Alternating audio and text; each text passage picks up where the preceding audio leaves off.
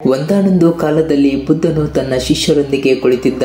ಹೀಗೆ ಕುಳಿತಾಗ ಬುದ್ಧನಿಗೆ ಅವರ ಶಿಷ್ಯ ಬಂದು ಪ್ರಶ್ನೆಯನ್ನು ಕೇಳುತ್ತಾನೆ. ಅದೇನೆಂದರೆ, ಭಗವಂತ ನಮ್ಮ ಕೋಪವನ್ನು ಹೇಗೆ ನಿಯಂತ್ರಿಸಬಹುದು ಎಂದು ಕೇಳಿದ.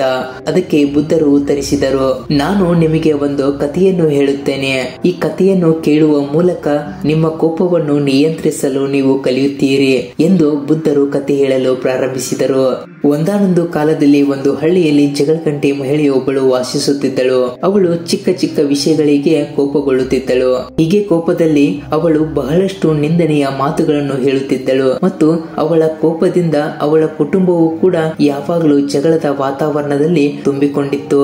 ಒಂದು ದಿನ ಋಷಿಯೊಬ್ಬರು ಆ ಸ್ತ್ರೀಯ ಬಾಗಿಲಿಗೆ ಭಿಕ್ಷೆ ಕೇಳುತ್ತಾ ಬಂದರು. ಹೀಗೆ ಬಂದ ಋಷಿಗೆ ತನ್ನ ಸಮಸ್ಯೆಗಳನ್ನು ಹೇಳಿದಳು. ಓ ಬುದ್ಧಿವಂತ, ನಾನು ಬೇಗನೆ ಕೋಪಗೊಳ್ಳುತ್ತೇನೆ, ಅದಕ್ಕೆ ಏನಾದರೂ ಪರಿಹಾರವನ್ನು ಹೇಳು ಎಂದು ಬೇಡಿಕೊಂಡಳು.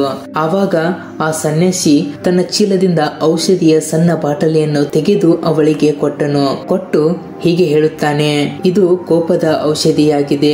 ನೀವು ಕೋಪಗೊಂಡಾಗ ನಿಮ್ಮ ನಾಲಿಗೆಗೆ 4 ಹನಿಗಳನ್ನು ಹಾಕಿ ಮತ್ತು 10 ನಿಮಿಷಗಳ ಕಾಲ ಬಾಯಲ್ಲೇ ಇರಿಸಿ ಮತ್ತು 10 ನಿಮಿಷ ಬಾಯನ್ನು ತೆರೆಯಬೇಡಿ ಎಂದು ಹೇಳಿದನು. ಇಲ್ಲದಿದ್ದರೆ ಔಷಧಿಯು ಪರಿಣಾಮ ಬೀರುವುದಿಲ್ಲ ಎಂದು ಹೇಳಿದನು. ಹೇಳಿ ಸನ್ಯಾಸಿ ಅಲ್ಲಿಂದ ಹೊರಟನು. ಸನ್ಯಾಸಿಯ ಸೂಚನೆಯಂತೆ ಮಹಿಳೆಯು ಔಷಧಿಯನ್ನು ಬಳಸಲು ಪ್ರಾರಂಭಿಸಿದಳು. ಅದು ಕೇವಲ 7 ದಿನಗಳಲ್ಲಿ ಅವಳ ಕೋಪವನ್ನು ಕಡಿಮೆಯಾಗುವಂತೆ ಮಾಡುತ್ತದೆ. ಮತ್ತೆ 1 ವಾರದ ನಂತರ ಆ ಸನ್ಯಾಸಿ ಆ ಮಹಿಳೆಯ ಬಾಗಿಲಿಗೆ ಭಿಕ್ಷೆ ಕೇಳಲು ಬರುತ್ತಾನೆ. ಆಗ ಆ ಮಹಿಳೆ ಆ ಸನ್ಯಾಸಿಯ ಕಾಲಿಗೆ ಬಿದ್ದು, ಓ ಬುದ್ಧಿವಂತ, ನಿಮ್ಮ ಔಷಧಿ ನನಗೆ ಪರಿಣಾಮವನ್ನು ಬೀರಿದೆ ಎಂದು ಹೇಳಿದಳು. ಇವಾಗ ಕೋಪಗೊಳ್ಳುವುದಿಲ್ಲ, ಏಕೆಂದರೆ ನೀವು ನೀಡಿದ ಔಷಧಿಯ ಪರಿಣಾಮ ಇವತ್ತು ನನ್ನನ್ನು ಕೋಪ ಬಾರದ ಹಾಗೆ ಮಾಡ್ತಾ ಇದೆ.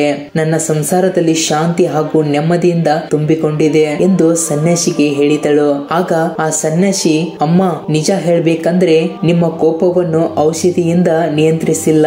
ನಾನು ಅವತ್ತು ಕೊಟ್ಟಿರುವುದು ಒಂದು ಸಣ್ಣ ನೀರಿನ ಬಾಟಲಿ. ಸ್ನೇಹಿತರೆ, ಈ ಕಥೆಯನ್ನು ಕೇಳಿದ ನಂತರ ನಿಮ್ಮ ಕೋಪವನ್ನು ನಿಯಂತ್ರಿಸಿದ್ದೀರಾ ಅಂತ ನಾನು ಅಂದುಕೊಂಡಿದ್ದೇನೆ.